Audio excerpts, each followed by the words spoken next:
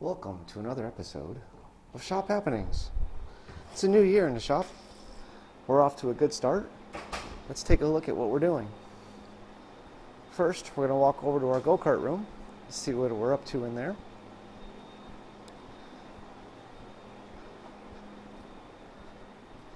So here we have one of our newest go-karts. We've been working on this for a number of years.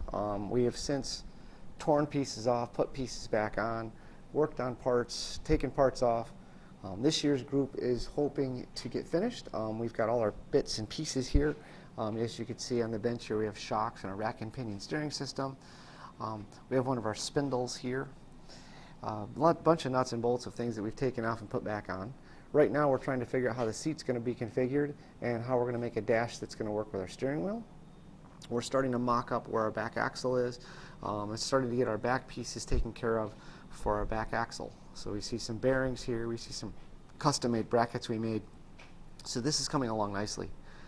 Our 14 go-kart over here, as you can see, the rear end is out of that. We found that we had a crack in our motor plate, which was creating issues with our chain. So we've taken the rear end completely out of this. That's over here on the bench. And so far what we're attempting to do is we're attempting to make a custom-made hinge system that's going to go on the back here so that this plate can be adjusted up and down to adjust our tension of our chain. That hinge system is going to be comprised of a piece of threaded rod or all thread.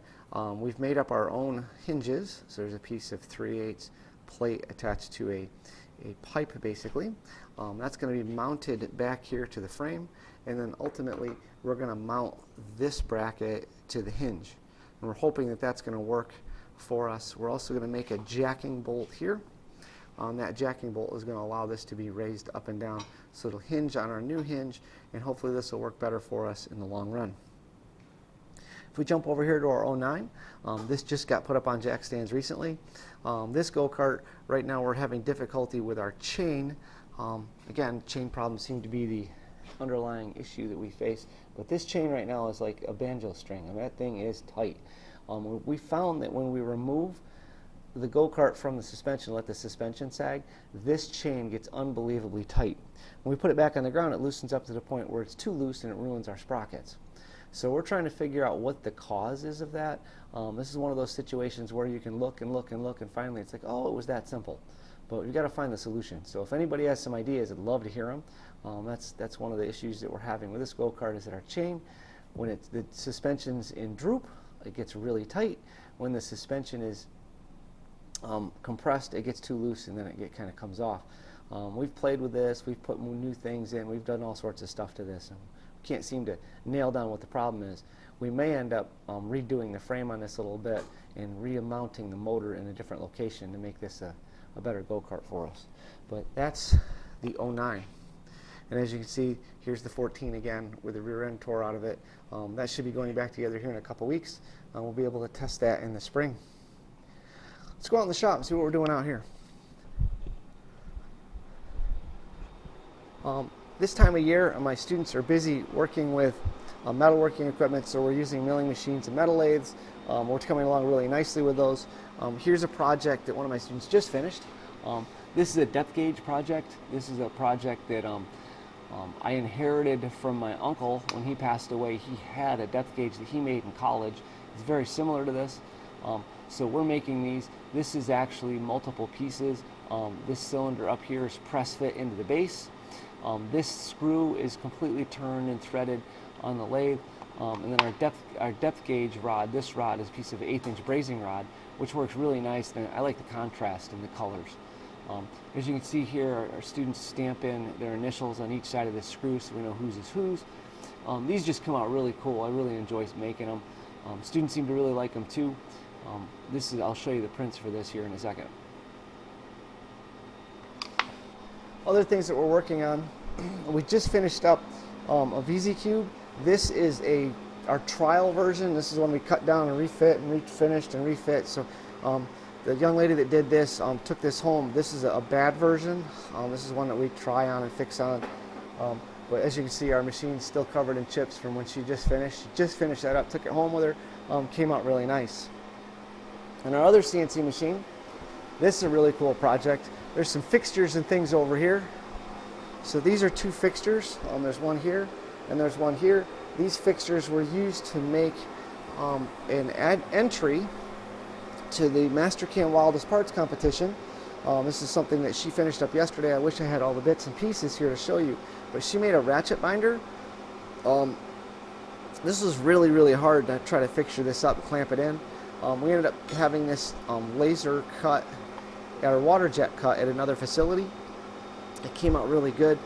We tried machining it, and it's really hard to hold on to. This is a little less than 50 thousandths of an inch thick. It is aluminum. It was coming along nice. We just kind of ran out of time, and she finished up yesterday. It was due yesterday. We got it postmarked yesterday, but all the bits and pieces she has somewhere, and she's assembled this with all the springs and everything she needed, and that got shipped. So we're pretty excited about that. If we continue through the shop, our welding area is set up again over here. In our welding area, and there's not a project in there right now, just some bits and pieces of our welder. That's where we're making letters. My students make letters out of 1-inch square tube. I'll kind of show you what that process looks like over here. So we come over to this bench. This is going to be a D. The policy or the specifications that I have for this is you can't have any open ends and you can't see through the pipe. So this part right here, as you can see, has this little tab on the end. So here's this little tab, and notice that tab is going to cover up this hole. So that has to be put in there like that. This part, this D, is one of the more complicated letters that we're doing this year. This is from the same young lady that made the VZ Cube. So it's coming out really nice. She's just cutting these pieces up now. It's going to start grinding them, getting them fit together. This is going to bend over and cover the hole here. This is going to bend over and cover the hole there. So there won't be any openings in this. So that's pretty cool. And that's one of the first projects I have my applied physics students do before they start working on the go-kart. It's just something they can take home and something they welded, one of their first activities. As you can see here, there's some bits and pieces that we've practiced on and welded on, and we're cutting up to make other parts. That's about it for today. We got a whole bunch of other stuff going on, and I'll share that with you as time goes by. Again, thank you for watching, and I hope you enjoyed.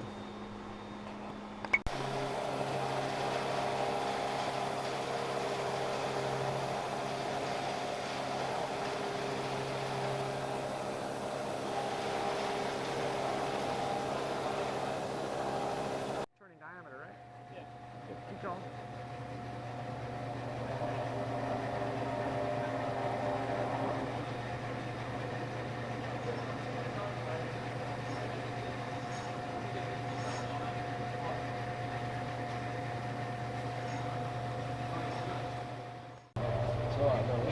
So we put down.